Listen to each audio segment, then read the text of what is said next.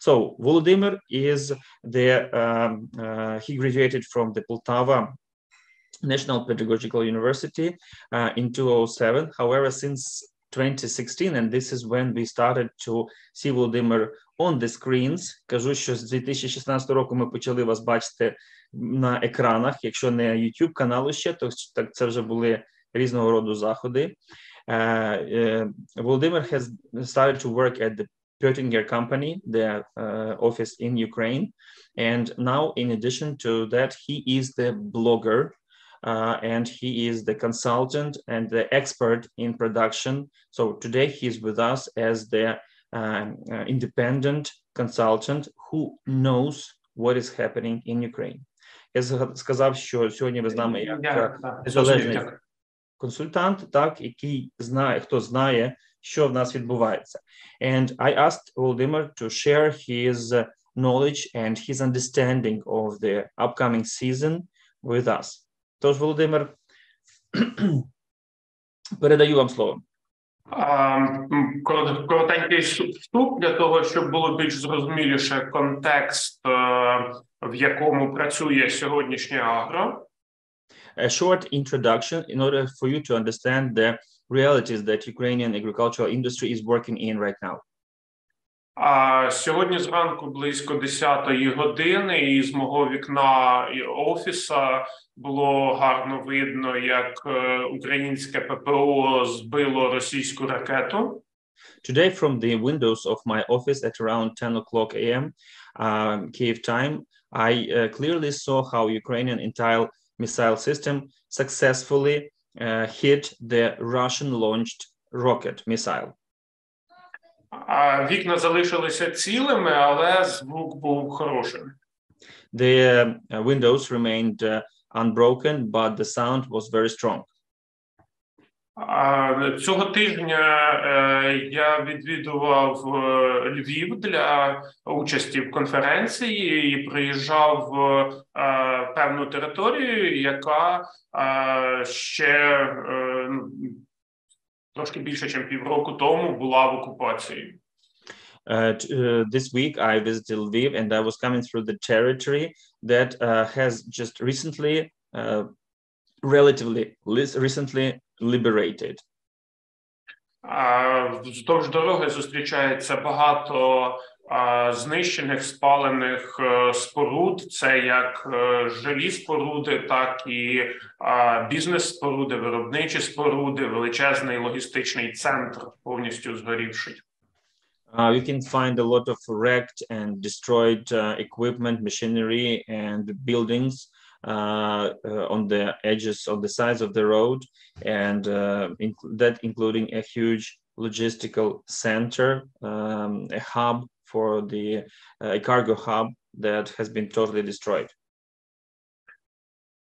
Ми розуміємо, що всі ці руйнування їх потрібно відновлювати. Для того у нас є сили, бажання і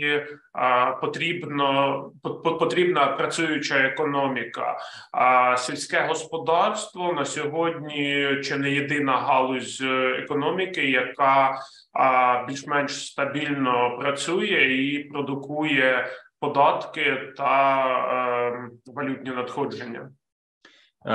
So all these destructions, they need to be rebuilt. We understand that and we are willing to start the reconstruction. Of course, we need finances for that and the opportunities. The desire is there, but we need finances. And the Ukrainian agricultural industry is one of those industries that work, that has always been unstoppable in working and paying the taxes. It is probably the most and the only industry that is bringing that is filling up the budget at the relatively similar pace. В сільському господарстві в Україні на сьогодні є багато труднощів, але аграрна спільнота на них дивиться не як на проблему, а як на завдання, яке можливо і потрібно виконати. Agricultural industry of Ukraine has a number of difficulties and problems. However, the agricultural people of Ukraine, they perceive it as the challenges, but not as the problems or stumble downs. Загальний вал врожаю в 23-му році в Україні склав лише 53 мільйона тонн, і це на 44% менше, ніж було в 21-му. So the gross harvest in the from the season of 2022, which is recorded right now 2023, is about 53 million metric tons, which is 44% less than it was in 2021. З однієї сторони, падіння на 44% – це багато, але з іншої сторони 53 мільйона тонн – це більше, ніж Україна збирала кожного року за період із 91-го по 2011. On one side, if you take a short look, the 44% decrease is a huge decrease, especially for the country that produces so much as Ukraine. However, these numbers of the actual production of 53 million metric tons, they are higher than we had all the years starting from the independence, 1991, till 2011. В зв'язку з війною і погодою у нас дуже багато кукурудзи осінню залишилося в полях необмолоченою, залишилося в зиму. Due to the unfavorable conditions created by the war, a lot of corn has been left in the fields to spend the winter there. Але з іншої сторони, станом на 1 лютого 95% всієї кукурудзи по Україні вже обмолочено, і українські аграрії мають досвід роботи із кукурудзою, яка залишилася взимку. However, as of the 1st of February data, about 95% of all the corn has been harvested, and we, the Ukrainians, have experience of working with late harvested corn, which is winter harvested corn. В 22-му році в Україні значно зросла вартість логістики, вартість перевезення врожаю. Дуже часто вартість виростить врожай і вартість довести його до порту між собою рівні. In 2022, the logistical costs have been raised very rapidly and very much for the crops, for the agricultural crops. Very often we had a case that the costs of production were equal to the costs of taking the crop from the field to the storage, to the ports.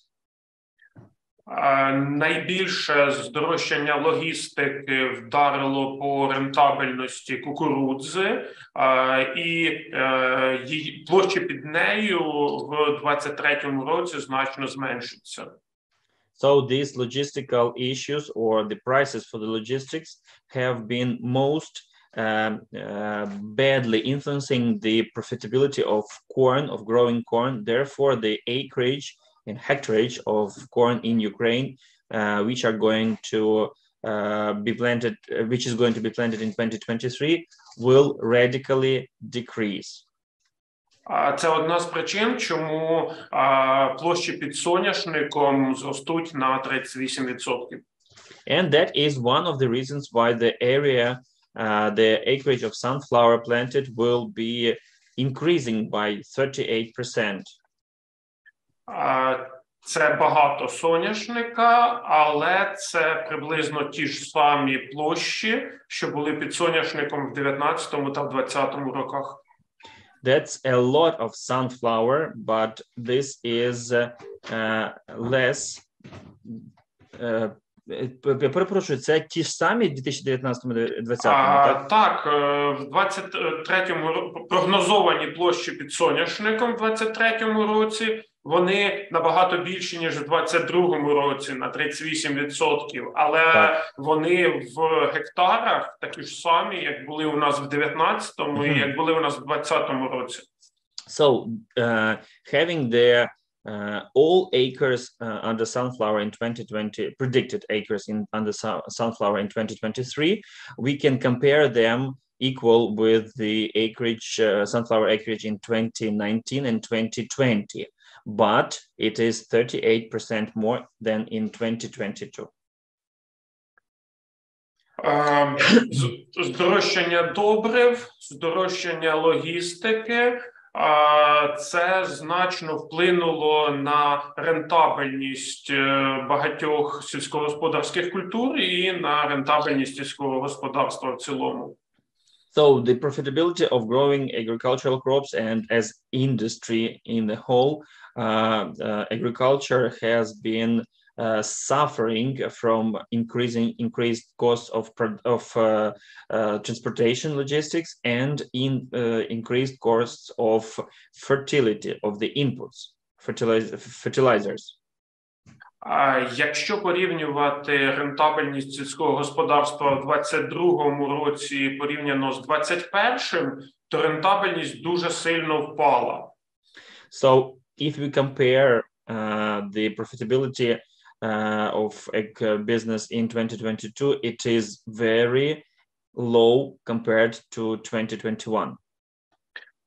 І на це є кілька причин. 21-й рік був рекордним для українського агро, був гарний врожай і хороші ціни. One of the reasons why that happened is that 2021 has been one of the record years for Ukraine, both in the yields and in the prices. Попри війну, 22-й рік для українського агро був сприятливішим, ніж кризові 2008 та 2014. Despite the war, the year 2022 has been more favorable for growing crops than 2014. Ще раз 2008 і 2014. 2008 and 2014. 2014. Наступний слайд, будь ласка.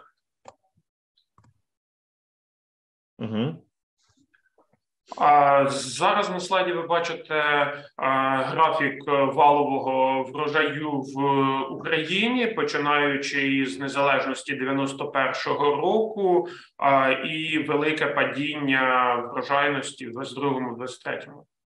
On the graph on the right, you can see the total, the gross harvest of agricultural crops in Ukraine by year, each year starting from the independence. And you can see the major drop in 2022.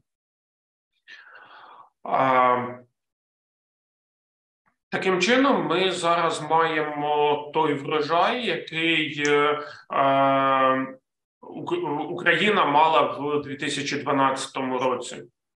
So now we have dropped down to the yields and to the numbers of 2012 of the gross, not the yields, but gross harvested crops. Це ж загальний валовий збір. Це не врожаї, це якби так, валовий збір в мільйонах тонн.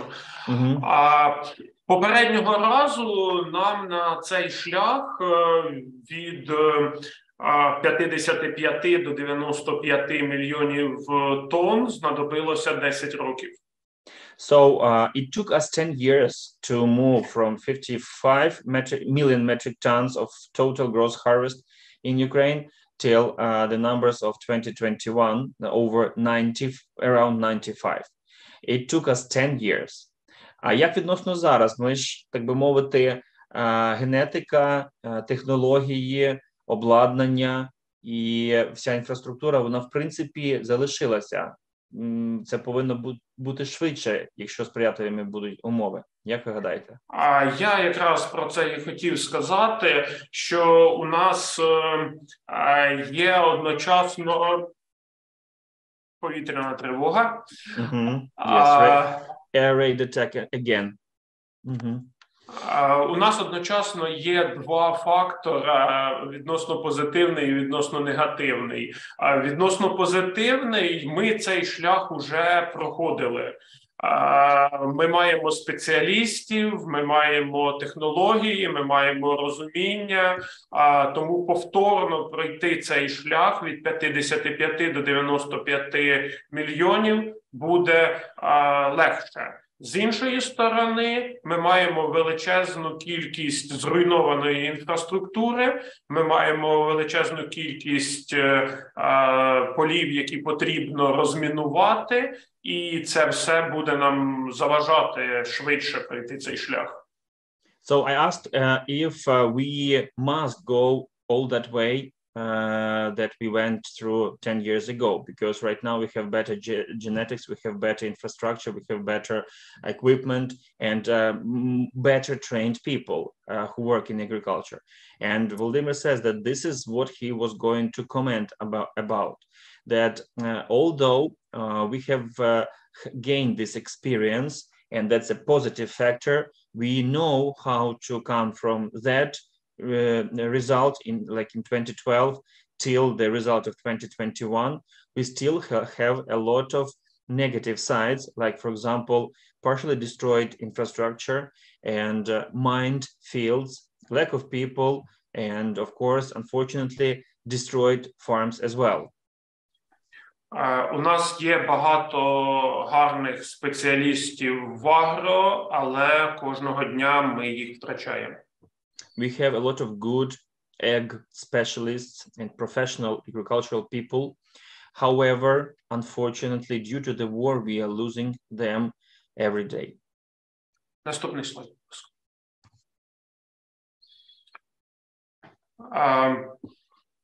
Кукурудзи у нас багато залишилося в полях на осінь. І це в тому числі трапилося і через несприятливу осінню погоду, і через війну. Але попри те, у нас велика частина, більша частина, 91% кукурудзи вже на сьогодні змолочені. So we have 91% of corn hectares having been threshed, but there are still 3.9 million hectares left. And the reason for that is not only the war and economical consequences of the war, however, also the unsuitable conditions that were happening in the fall. Українці полюбляли кукурудзу із більшим ФАО, з довшим періодом вегетації, оскільки там вище потенційний врожай, а з цінами, які ми мали до війни, досушування такої кукурудзи було економічно вигідним. So here we are using the term FAO, which is not the meaning that you are used to. FAO, this is the Ukrainian equivalent to the growing degree days. So the message that Volodymyr is saying that before the war, Ukraine has been using the varieties, the hybrids of corn with longer growing degree days because they yielded better, and having the low prices for energy sources in Ukraine, it was economically interesting and viable to dry this corn later in the season as the payback for the better yield. However, українські аграрії розуміють, що навіть після перемоги не буде так, як було до війни, тому вже зараз дивляться на гібриди кукурудзи із меншим ФАО, ті, що зможуть дозріти осінню, які можна буде обмолочувати без додаткового просушування. So even, but Ukrainians already understand that even after the victory, the prices and the conditions will not be the same as before the war. Therefore, right now, they're already starting to look towards the shorter season hybrids of corn that would allow them to use less energy for drying there, because the crops are, the corn is going to dry out in the fields before it is threshed. Далі. За прогнозами Українського клубу аграрного бізнесу, площі під посівами будуть виглядати приблизно ось так. Це графік зліва, порівняння 22-го із 23-м роком. According to the Ukrainian Agricultural Business Club, Club of Agricultural Business, the acreage of crops in the upcoming year are going to change, as just as you can see on the left slide over here. The light green, this was in 2022, and dark green, this is the predicted acreage in 2023.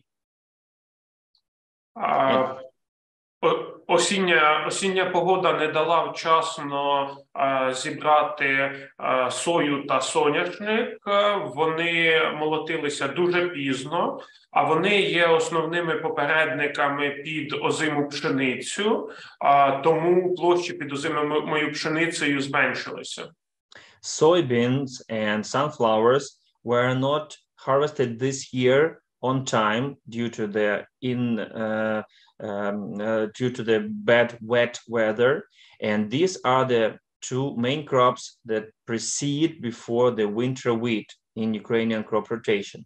Therefore, the acreage under the winter wheat this year has been decreased. Кукурудзу дорого сушити і дорого перевозити, тому прогнозують, що під нею площі також зменшаться. We have discussed the drawbacks of growing corn that decrease the profitability of this crop. This is the logistics and the inputs prices. Therefore, it is expected that the acreage under corn is going to shrink as well next year. Площі,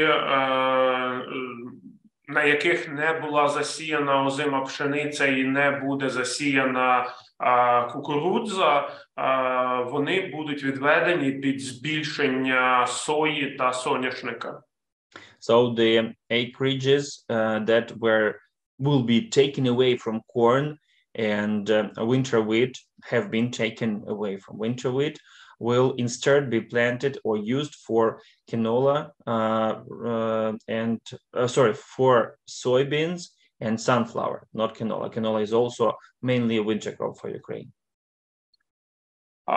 На перший погляд, таке зростання площі під соняшником від 4,7 до 6,5 мільйонів гектар є значним. To the first glance, the increase in the acreage of sunflower from 4.7 million million hectares to 6.5 seems to be rapid and very substantial.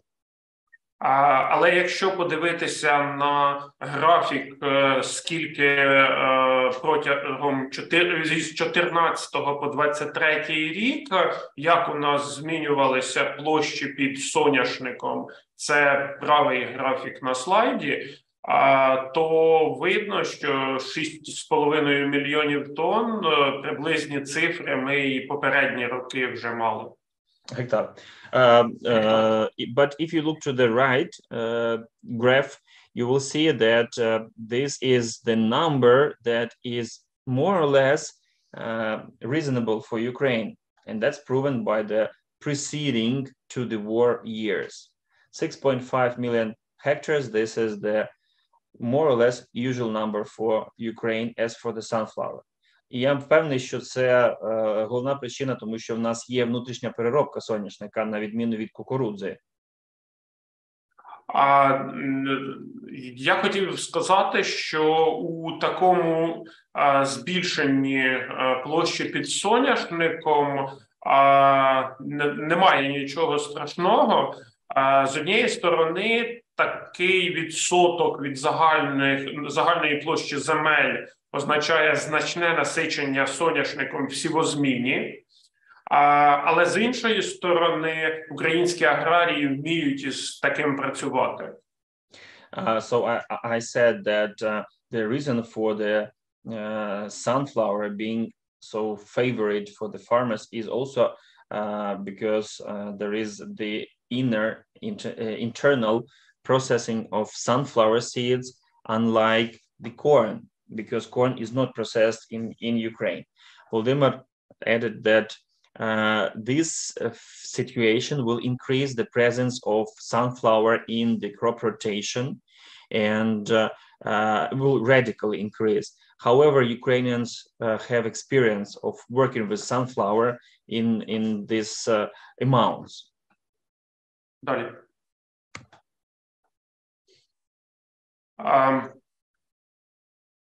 Це приклад одного із підприємств із Харківської області, яке поділилося своїми розрахунками, своєю структурою собівартості кукурудзи в 2023 році. These are the numbers of one of the companies from Kharkiv Oblast. This is the Northwest Oblast that was also under occupation for a number of months. And that enterprise shared the accounting or the finances, the costs of production for the 2023 year for corn. Вони використовують кукурудзу з невеликим ФАО, яка може досохнути в полі, тому витрати на досушування у них невеликі, всього 1500 гривень. They have chosen the short growing degree days hybrid of corn, which allows it to dry out mostly in the field. So they expect the drying prices would be about in total 1,500 hryvnias.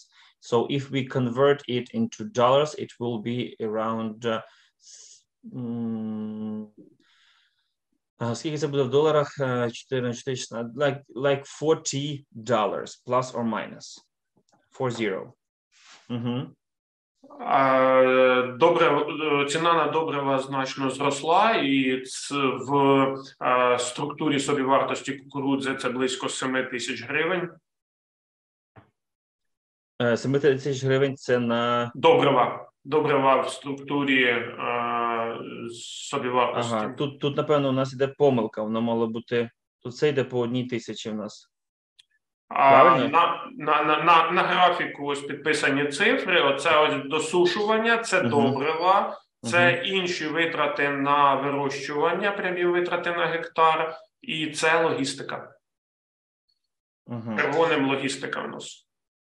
So you can see on this chart, and the numbers are not here, not very accurate. That's probably a mistake. So the fertilizer value is 7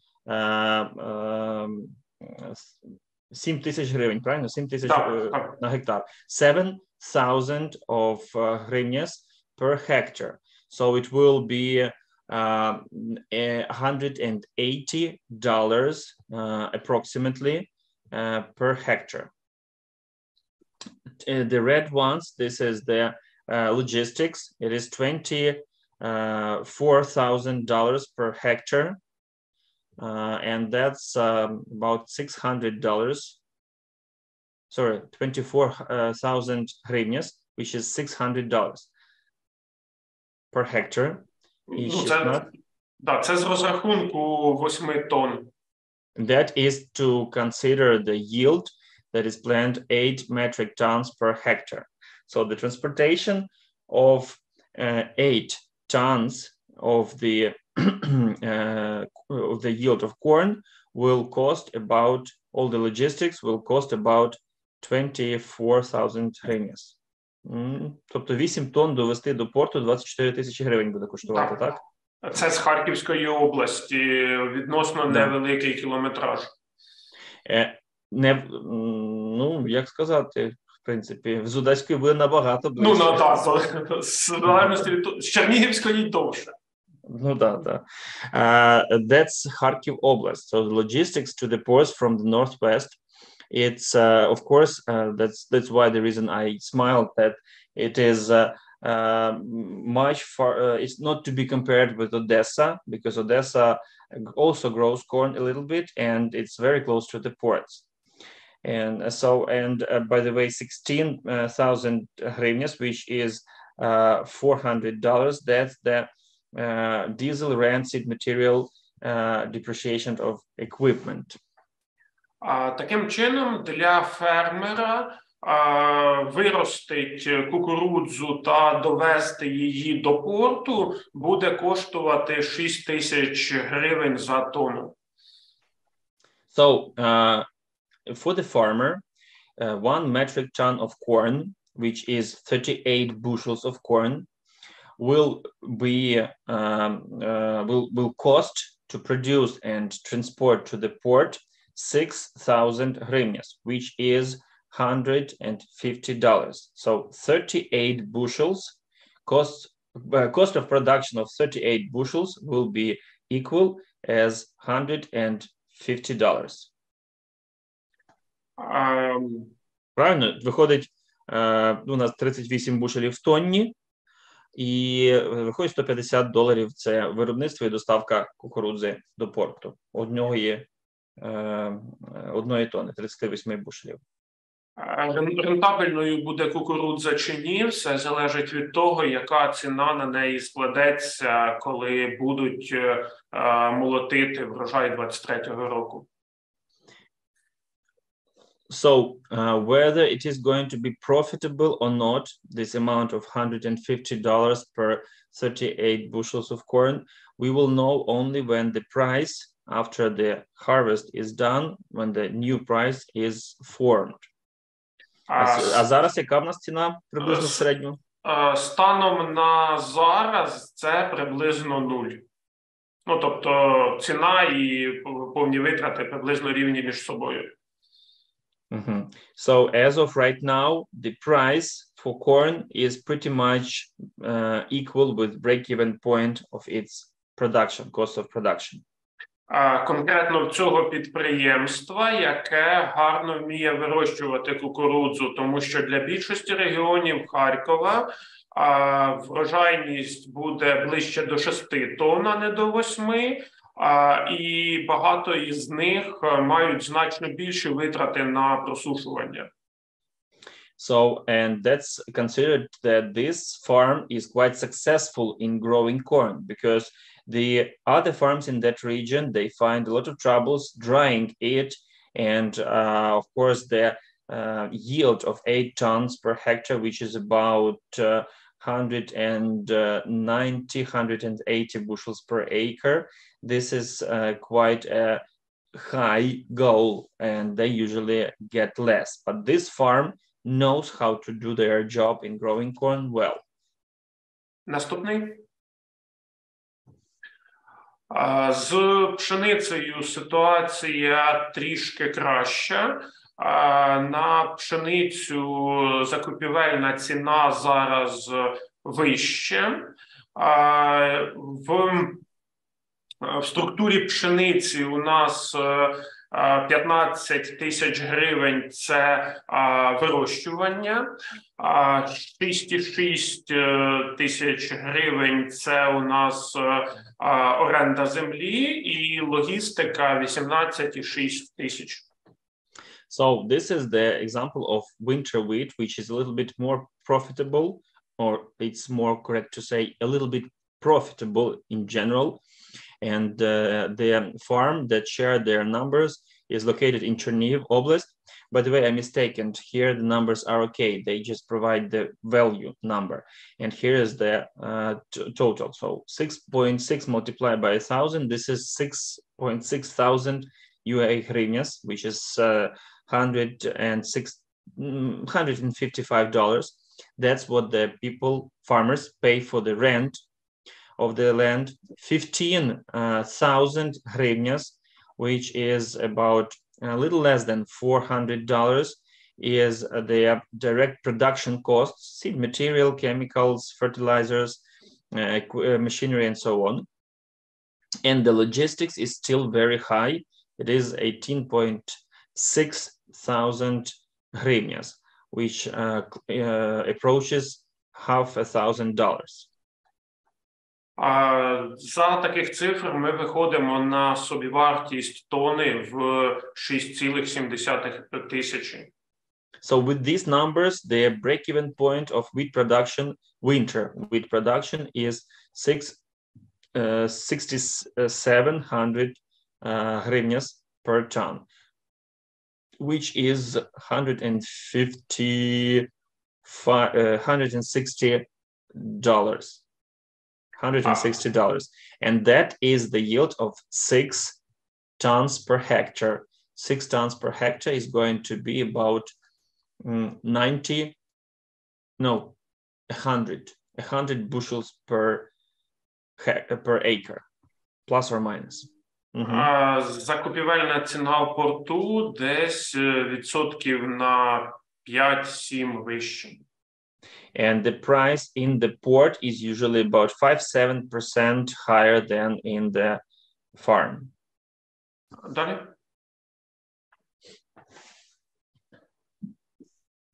Якби ще я пам'ятав, що я хотів тут розповісти. Найкращий випадок – це пшениця і кукурудза будуть неприбутковими. Щодо планів на 23-й рік, то пшениця і кукурудза в кращому випадку будуть незбитковими, тобто прибутку там не буде, але принаймні в нуль вони вийдуть. So I reminded what Volodymyr was going to talk here by translating it into Ukrainian. And the first point is that in the best case scenario, wheat and corn will be at break-even point. They will not be profitable, but they will not be unprofitable as well. So around the zero, what you spend, that's what you get. Соя, ріпак, соняшник, вони, скоріш за все, в 23-му році будуть прибутковими. Soybean, winter canola, sunflower most likely will be profitable. Навіть попри значне зростання вартості логістики. Even disregarding the high increase of the logistical costs. Взагалом ж настрої в аграрії, вони зупинили якісь довготермінові проекти, зупинили будівництво, зупинили закупівлю техніки. Всі інвестиції здійснюються тільки в тому випадку, коли вони дійсно без них зовсім ніяк не можна спрацювати. If you take the general behavior, so to say, economical or financial behavior of the farmers, so it would be easily explained that they have stopped all the major investments and right now are just considering proceeding with spendings only at the most important parts of the business and projects. Основна причина – аграрії можуть планувати максимум на 2 тижні вперед, бо ситуація дуже непередбачувана і це стримує будь-які інвестиції. The main reason for that is that the planning is possible only about 14 days ahead, hardly any longer, any further into the future. Therefore, it really slows down the investments and the growth of businesses, of agricultural businesses in Ukraine. Це причина, чому ринки насіння, добрив, техніки впали відсотків на 40, а то й 60. And that's also the reason why the market for selling seeds, fertilizers, and equipment have shrunken about half to 40 to 60%. Така економія на всьому призведе до того, що врожай в розрахунку на гектар в 2023 році буде нижчим фактично по всіх культурах. With this economizing on all the inputs, we will get the almost definitely the lower general or average yields on all the crops. Це все, що хотів я сьогодні вам розповісти. Дякую. That's all that Volodymyr wanted to share with us, and he's saying thank you. Дякую вам, Володимир, за час, за вашу професійний підхід. Дуже гарний приклад у вас вийшов з двома господарствами, з різними культурами. Це, я думаю, найкраща візуалізація для розуміння того, що у нас відбувається. Ще й з історією з вікна. Це бомба. На жаль, хоча воно звучить трошечки не зовсім так позитивно, як перед війною. В двох значеннях бомба, да. Да. I said thank you, Volodymyr, for the very picturesque explanation of what is going on in agriculture with these two farms and in the reality just outside our windows. This explanation was explosive in both meanings, unfortunately, direct and the second meaning of this word.